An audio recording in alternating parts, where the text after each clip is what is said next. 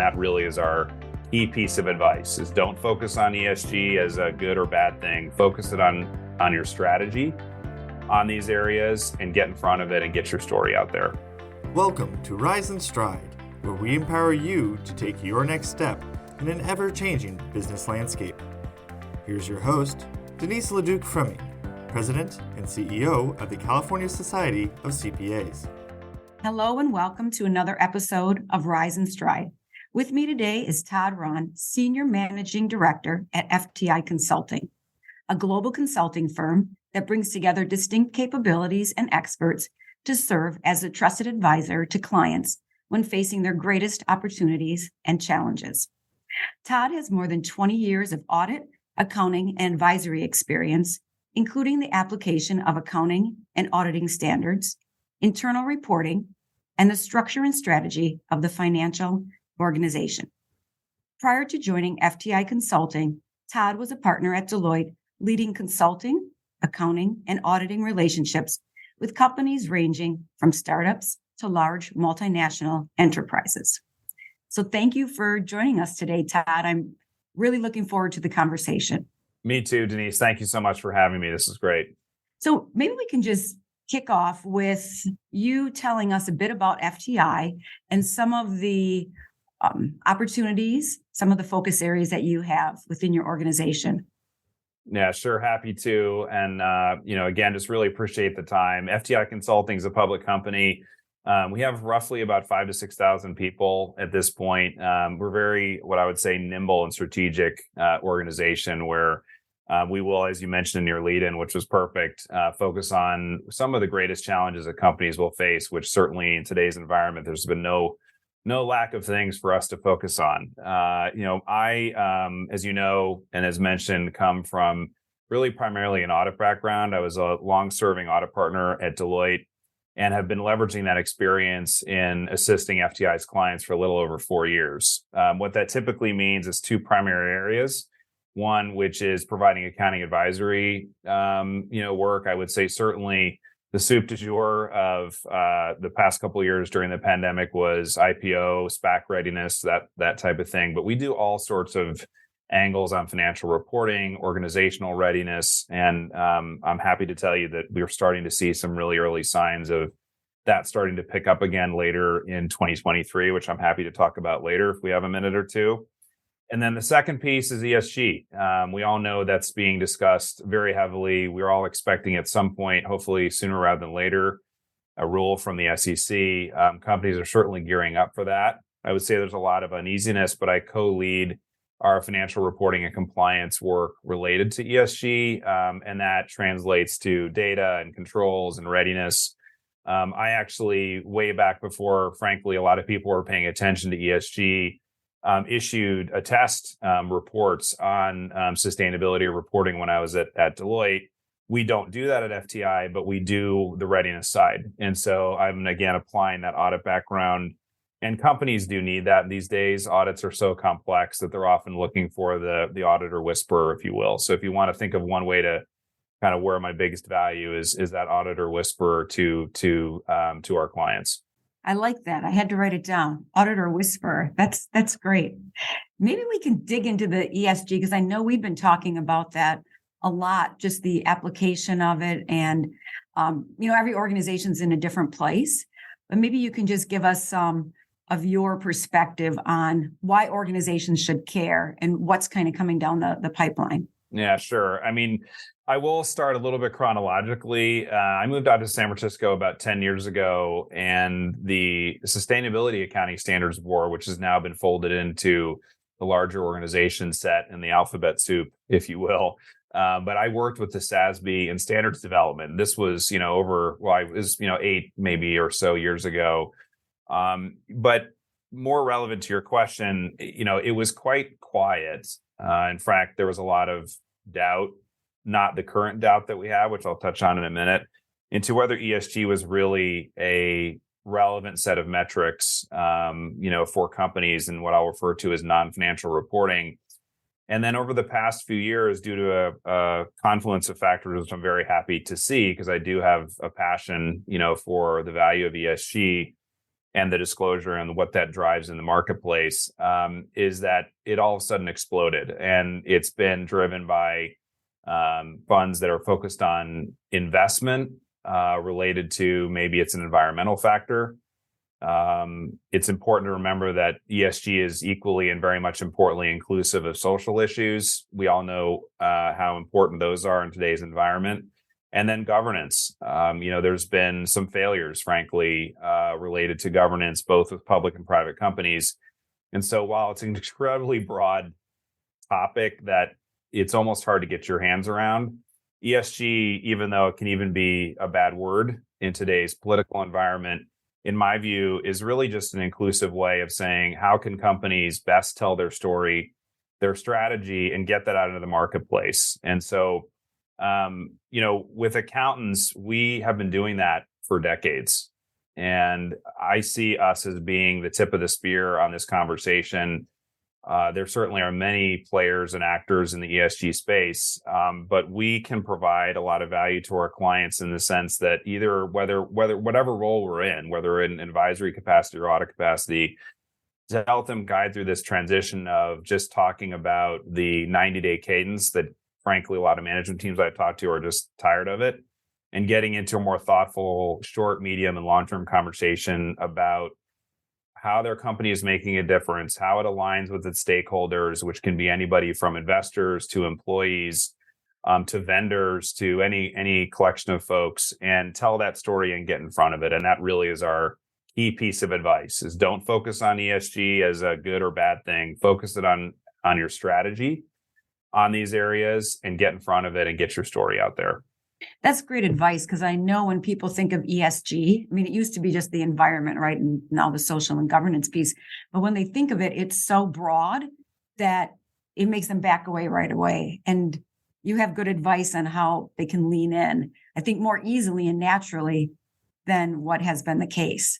Well, I will say what we're seeing, unfortunately, is as a reaction to some of the latest dialogue around ESG, is there's this concept of green hushing, where companies are actually not greenwashing, they're just not saying anything, even though they've got a great story to tell, because they're nervous about either criticism or some negative outcome of putting a message out there. And I want to do our best, again, as a profession, to nip that in the bud a little bit. I mean, obviously, there's a requirement to comply. It's not just in the US. We all know that Europe is well down the path of requiring even additional disclosures beyond what's been done more recently. And those are having a direct impact on US companies, in particular when they have operations in Europe. So there's the compliance aspect that folks have to comply with. But it's also about the fact that this is not going to go away. There continues to be a number of factors that are driving the need and thirst for better information. And so the more that companies can get focused on that, certainly consulting with their risk management groups, consulting with their finance departments, and consulting with their legal folks, getting their message out there in the right way. And that's why it's such a great space, for us in FTI, because we play in all of those arenas. And I think it's perfectly situated for CPAs, right, from the attest standpoint. Well, I'm glad to hear you say that. I personally believe that in many different ways. You know just as well as I do, as I mentioned earlier, that there are a lot of different folks that get involved in this very broad world of ESG, which is great. I mean, it's kind of cool to see the interest. FTI is no different than other firms that I talk to that. You just mentioned ESG, especially candidly from younger generations. You just get people just jumping in, even if they don't even know what to do. They love being part of the conversation, and they have a firm belief that it's going to be transitional, as I do.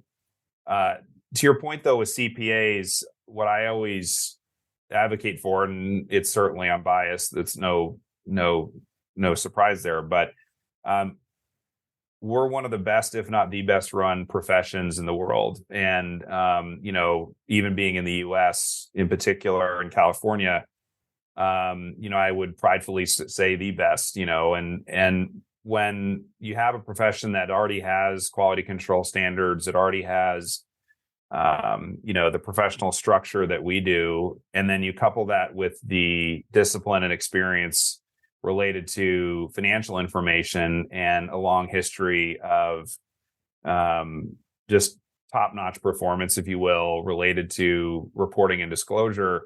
It's such a natural fit that to me it's almost beyond obvious. And so I always encourage CPAs, especially who are coming up in their career, to think more broadly about accounting, stepping out of our PTSD of SOX and all the minutia of controls and Excel spreadsheets, and start thinking about this more broadly in the sense of strategy and disclosure and messaging, and that the data will take care of itself. We're all seeing AI and really incredibly impressive technologies that are going to frankly make our lives better and easier and simpler and less mundane, and focus on the things that are more interesting and creative and on message. And accountants, I believe, play a very central role in that ever accelerating and changing world. Agree. And our new branding that we're rolling out actually in, I think, August, will speak to that as well. Because I think as a CPA as well, I think there's so many opportunities out there. It's a door opener, and the strategy part is key to really making a difference going forward. That's wonderful to hear. I'll look for that. So I'm excited too. Yeah, it's really cool. Besides the ESG, what other trends do you see out there, for the, auditing and accounting profession? Well, it's a great question. I'm just going to put on my forecaster hat a little bit. I mean, I'd say first and foremost, just to ground ourselves a bit in today's world. I mean, the economy is clunky, at best. And so I would say in the short term, I think what's really important is to get back to our core values and our roots. And, we all know what recently happened to Silicon Valley Bank. There continues to be a lot of uncertainty in the banking system. There has never been a time in my career, with maybe one or two exceptions, for example, during the Great Recession, and maybe one or two others, that there's just a real need for calm and, thoughtful professionalism in the next year or two. Meaning that's becoming ever more important in our culture, but just trying to stay focused on the business conversation is that, the folks in the room that can bring that experience and discipline related to financial reporting and CPAs and how we can offer that, I think is really important. And so just to be as concise as possible about it, risk management focus, and that discipline, I think, is really in the short term incredibly important, because it just provides the calm that I think the markets need and the investment community needs to hear from one of its members. But frankly, maybe a little more exciting and interesting to me is the ability to leverage technology. And we've all been talking about this for decades. That's no surprise. I think what's really interesting, though, now is that the development is accelerating at such a pace that while I don't expect tomorrow me to log in and have some software program do half of my job that I'm doing now, I would say that over the next 10 years, that the way that technology will be used and directly involved in things as simple as writing memos to gathering data to doing research is going to have a profound shift in the profession, and that is going to be at all ages. And so it's important for firms, and FTI is a leading voice in this, to leverage that technology, in its work and stay ahead of that. And obviously at a professional level and a personal level, it's important for professionals to realize that. And also to just be comfortable that's nothing but a good story. I think some people get a little nervous. Oh, my job's going to get replaced, or all those things. I actually see exactly the opposite. I think that, if you talk to any accountant and you ask them if they love working on a spreadsheet at 11 o'clock at night, you're going to get a very small number of them to say, oh, that's what I dream of when I wake up, during the beginning of the day.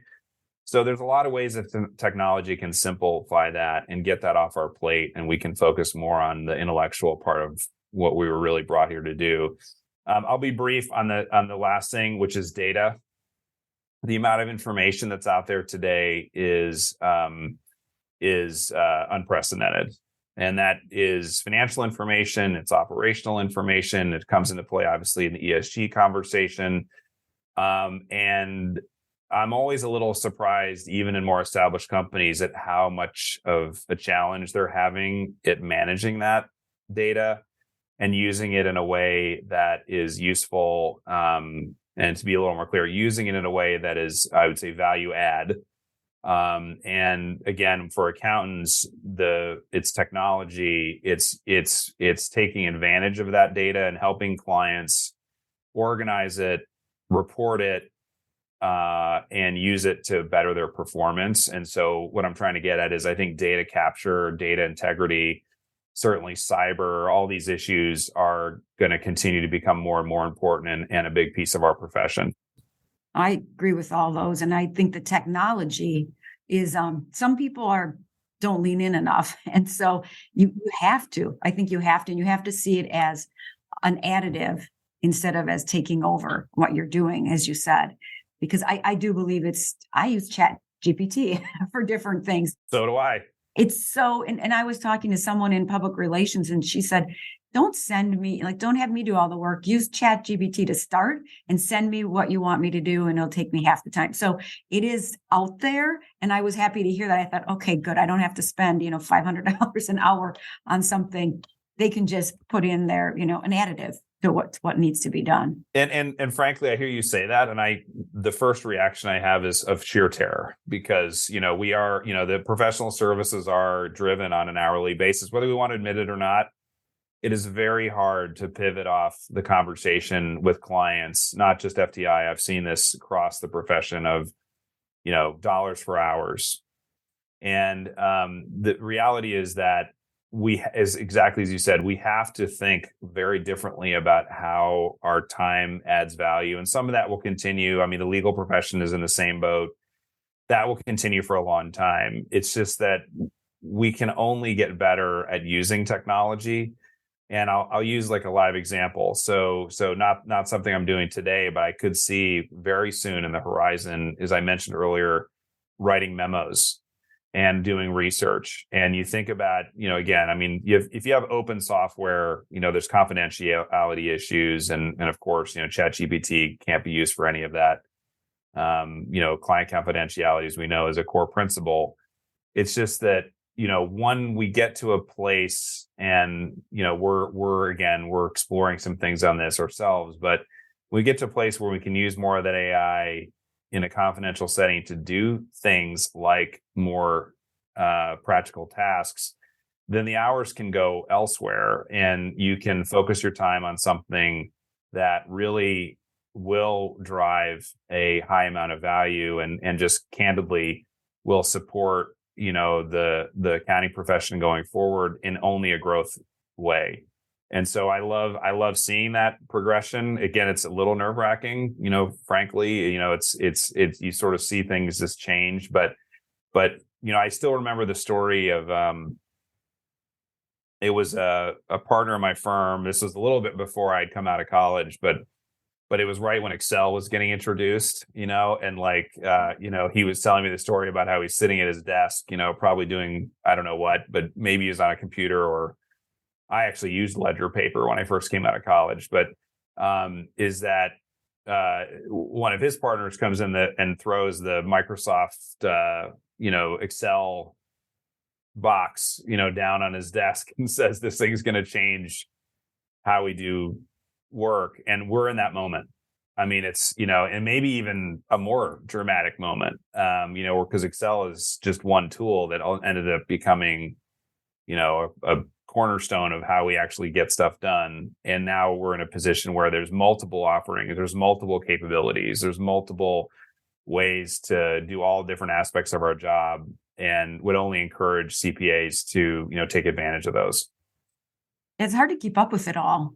Because there is just so much out there. How do you keep up with it?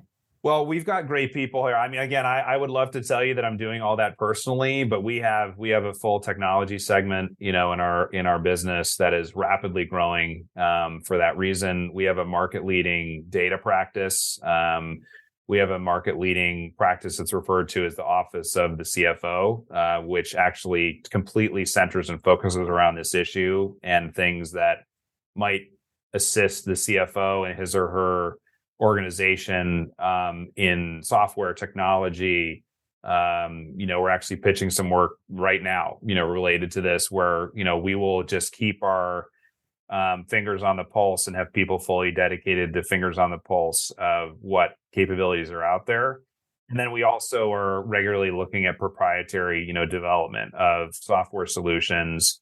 Part of what FTI also does, and I do personally, is we will lead investigations, or I also serve as an expert in certain settings. So I testified in an arbitration hearing last month, and that work often requires technology in order to do data discovery or gathering. And so we actually already have embedded in our culture a very heavy, technology mindset, because it can only make our work more efficient and better. But to your point, we have to constantly be looking around the corner and over the horizon, or whatever saying you want to use, to say, okay, what's coming next? And that's where our technology professionals are instrumental in keeping us ahead of the game. Yeah, it's moving fast. So, listening to you and your career path, kind of where you went, how did you choose accounting, or did it choose you? I guess that's a question.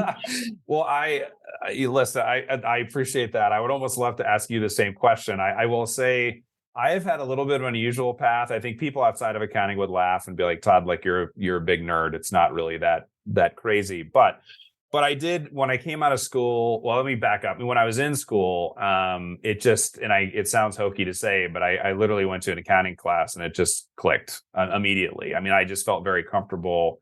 I enjoy the fact that it's a language that's used with stakeholders in describing value, which is where my passion for ESG is also rooted. So I went through my accounting classes, felt very good about it being a good place where I could, again, make a difference and frankly, make a little bit of money.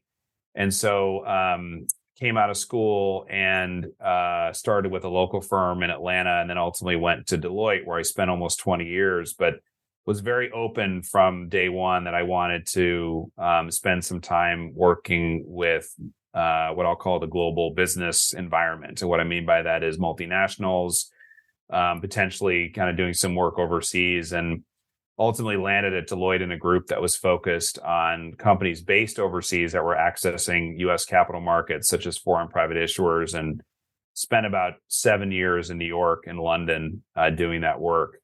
And so all along that path, more to your question, I was constantly looking at, okay, well, how do I leverage my skill set into the needs of the current community? And I still do that, today. And so a couple themes are just that, do what you love and, get involved in those. And also be focused on what the need is, meaning like, the market is constantly telling you what it needs, and what your clients are constantly telling what you need. And so that was where my interest was. And there was a great intersection and overlap between what the market needed and what I enjoyed doing. And I ultimately came back to the US, was in our national office for a while at Deloitte, and made partner. And then because I'd worked along the way a lot on technology companies, San Francisco was a natural fit. And I've been here for about 10 years. And it's been a really great journey. And that's your connection with Christy Simons, It right? is. Yeah, exactly. So Christy and I were partners at Deloitte, and she actually led a lot of our technology business development efforts, which she's still doing today. And so we work very closely together, and it's a little bit bittersweet when you leave a firm to go for another one. That would be a perfect example of that. And so I left a lot of friends there, but thankfully we stay very close in touch. And Deloitte's just a fabulous firm. They're doing very well. Yeah, she does great work too. Great leader. So what would be your advice that you would give like early career CPAs, or what would you tell them they should just, a couple things? The number one piece of advice would be that whatever accountants are doing today, they're not going to be doing in 10 years. And I can't say that more clearly. I mean, all my mentees, that's what I tell them, is that, and for better or for worse. I mean, I think some may be a little nervous about change, but most of the folks I've talked to that are coming out of school are just really excited about it. A lot of the themes I've talked about before. So just realize that it's about skills and passion and development and willingness to change, as opposed to any particular discipline. And I firmly believe that. I know it sounds a little almost too high level. But I do believe that's how just being a professional is developing, is that you have to be a little bit of a utility player. And even companies themselves are more of a platform as opposed to a home. And again, there's part of me that makes me a little, what was, kind of a little like, thinking about the good old days, if you will, but at the same time, it's really cool because you're able to deliver more on a personal level, your value. The other piece I would say is just be aware of the fact that, yes, technical accounting and debits and credits are incredibly important. And I'll bluntly say that because of so much work on controls, a lot of our professionals have gotten away from that technical accounting focus, and they know more about just process as opposed to what's driving the process. And so my point would be maybe two things. One is stay focused on technical research and being knowledgeable about those, because as much as automated or artificial intelligence or any other things are going to help us do that, the bottom line is when you're sitting in a boardroom or talking to a management member, they need to know about what is driving the answer and what do they do about it. And, the access to information will come. And so being really focused on that technical expertise is one.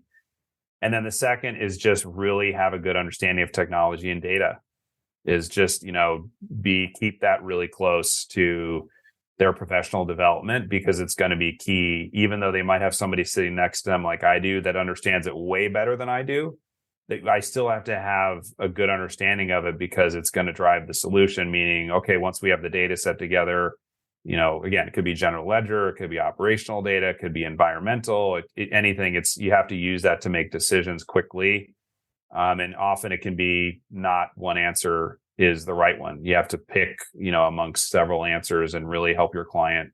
Or if you are at the client, to be clear, I realize that many of our members are sitting at companies, and to switch on that angle, same thing. You're really in the same place. You're sitting in a part of a management team and having to use your advisors like me to make decisions. It's the same advice, is be focused on the fact that you're going to have large data sets and technical knowledge that really need to help you do your work. And as automated as things get, that's going to be invaluable for a long time.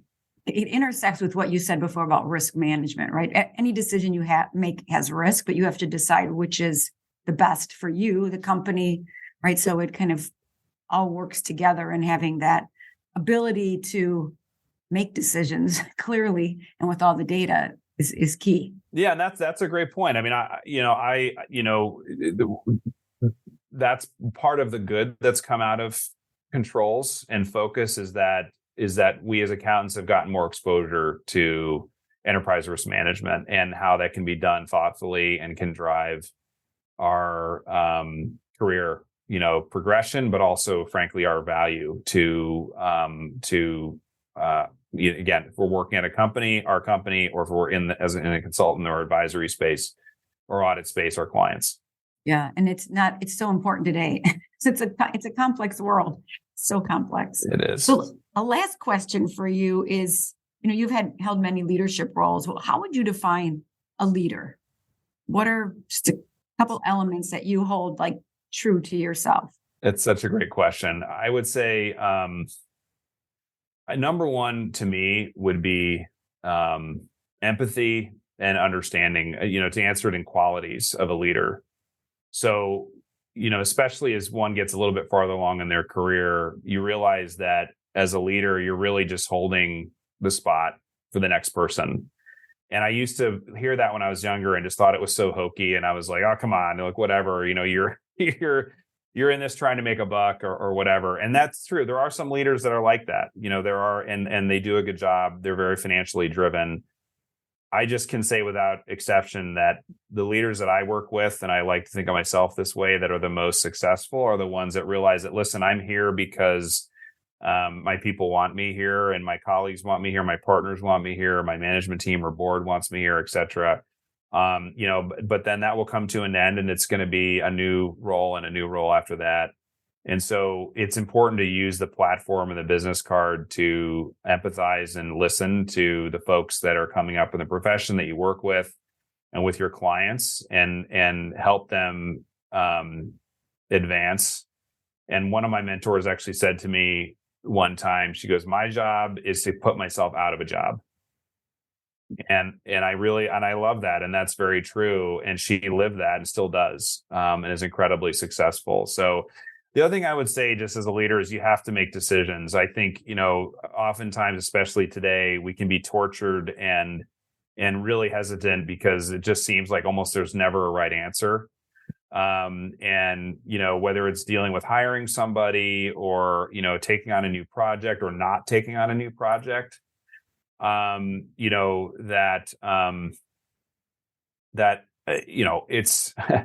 it's it's just one of those things where you have to just jump in and say, listen, I think this is right. And candidly, making the decisions more important than which way you go. So anyway, I just will say last thing is just ask advice.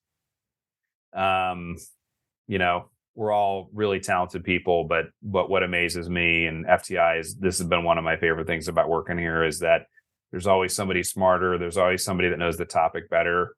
And so ask advice, be vulnerable, listen to the people that are around you, absorb what they're trying to tell you. You had a lot of good nuggets there. So I hope our listeners really listened intently, because there was just, I think, the listening and asking, because a lot of times we don't ask. I know my younger self didn't ask enough. I thought, someone doesn't want to, give me that information, or I'm embarrassed to ask or something. But it's true. Just you have a voice to use it. Well, I have a professional coach, and one of my favorite things that he's told me that I always use is 2 ears and one mouth. And there's a reason for that. Mm-hmm. Sometimes it's hard. Yeah, it is. It is. Especially with your kids. His name is Tommy Breedlove, by the way, and he's fantastic. So I would recommend him to anybody. It's good to know. Yeah.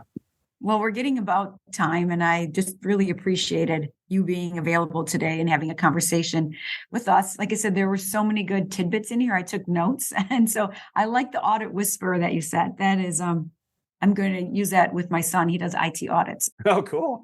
Well, good. Well, I just want to say this has been a lot of fun. It's so great to be here with you guys. The Cal CPA is a huge organization that is just having such an incredible impact in California. And just thank you for all the work that Cal CPA is doing. And thank you for all the work you do for the profession and your leadership. Really appreciate you. You bet. You're welcome. Rise and Stride is produced by the California Society of Certified Public Accountants. To learn more, visit calcpa.org.